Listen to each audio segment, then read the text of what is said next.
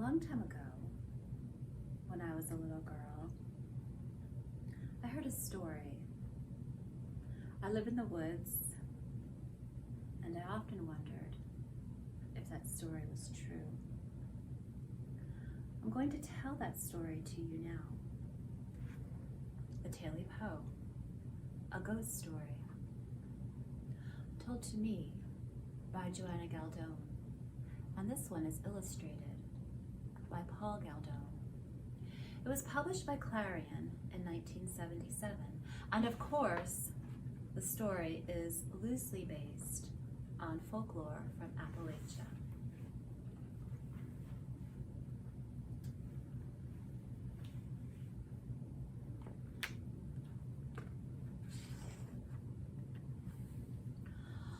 A long time ago, an old man lived by himself in the deep, big woods. His cabin had only one room, and that room was his parlor, his bedroom, his dining room, and his kitchen too. The old man had 3 dogs. One was called Uno, one was called Eno, and one was called Comtico Calico. One day, the man decided to go hunting to catch something for his supper. "Here, here, here!" he shouted to his dogs, and they came bounding off the porch, eager for a chase. After many hours of hunting, the wind began to blow hard from the valley. "Oh, it'll be dark soon," the old man said, "and all we've caught is this skinny rabbit." He headed home, afraid he might go to bed hungry that night. Now, the old man cooked and ate the rabbit and gave the bones to the dogs. Then he leaned back in his chair and watched the moon as it rose up big and full, and the wind whistled around the cabin. Now, just as the old man was about to doze off, a most curious creature crept through a crack between the logs in the wall. It had a big, long, furry tail. As soon as the old man saw the varmint, he reached for his hatchet, and with one lick, he cut its tail off. Before the man could raise his hatchet a second time, the creature slipped out through the crack and ran away. Now the old man was still hungry, so he took that big long tail, cooked it, and ate it. And after that, he stuffed up the crack in the wall and went to bed. His stomach was full, and he felt so warm and snug that before he knew it, he was asleep. The old man hadn't been asleep very long when he woke up. Something was climbing up the side of his cabin. It sounded like a cat. Scratch, scratch, scratch. "Who's that?" the old man asked. He lay still and he listened. And after a while, he heard a voice say,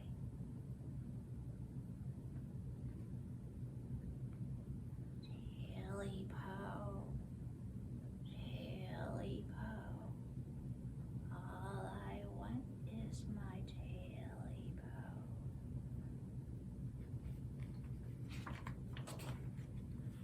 The scratching went on, and the old man began to shiver and shake.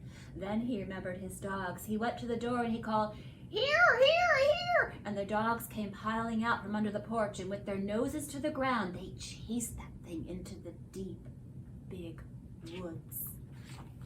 The old man pulled his covers tightly around him, and went back to sleep. In the middle of the night, he woke up again. Now, he heard something trying to get in, right above the cabin door. "Who's that?" He called. "What do you want at this time of night when all good folks should be in bed?" But he listened, and he could hear it going. Scratch, scratch, scratch. Then he heard the voice say, "Tailypo, Tailypo, I'm coming to get my Tailypo."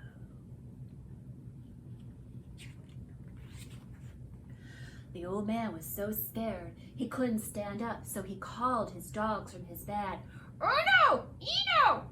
Come to go calico! Here, here, here!" And those dogs came bursting around the corner of the cabin.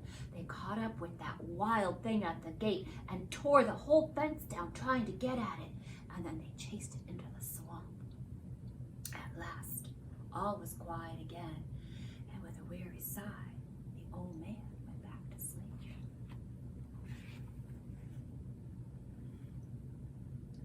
Now, toward morning, something down in the swamp woke up the old man. First he thought it was the wind blowing louder than usual. But when he listened again, he heard that voice crying, "You know and I know, all I want is my Tailypo."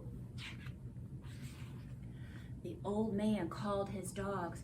"Here, here, here! Uno! Eno! Come to go calico!" But this time, the dogs didn't come. The old man ran outside into the moonlight and called again. "Here, dogs! Here, here, here!" But there was no trace of them. There was just the sound of the wind blowing around the torn down fence. That thing had led the dogs way off into the swamp and lost them. Sadly, the man went back inside the cabin and shut and barred the door, and then he went back to bed, alone.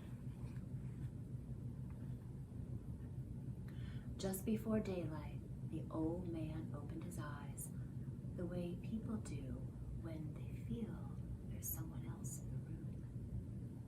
Something was stirring among the pots and pans, and then something that sounded just like a cat began climbing up the covers at the foot of the bed. The man listened and heard it. Scratch, scratch, scratch. He looked over the foot of his bed and saw two pointed ears.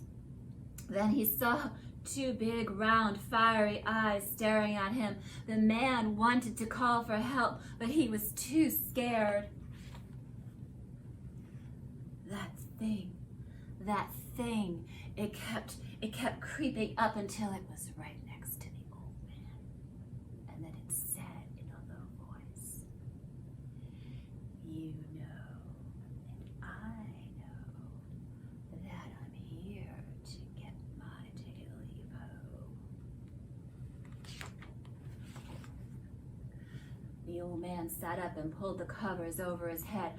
All at once he got his voice and said, "I haven't got your Tailypo!"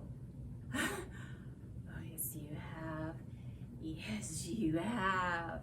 And it jumped on top of that man and scratched everything to pieces.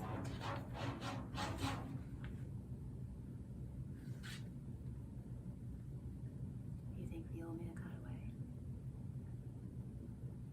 Now there's nothing left of the old man's cabin in the deep big woods except the chimney. But folks who live in the valley say that when the moon shines and the wind blows, you can hear a voice say, "Tailypo, Tailypo, now I've got my Tailypo."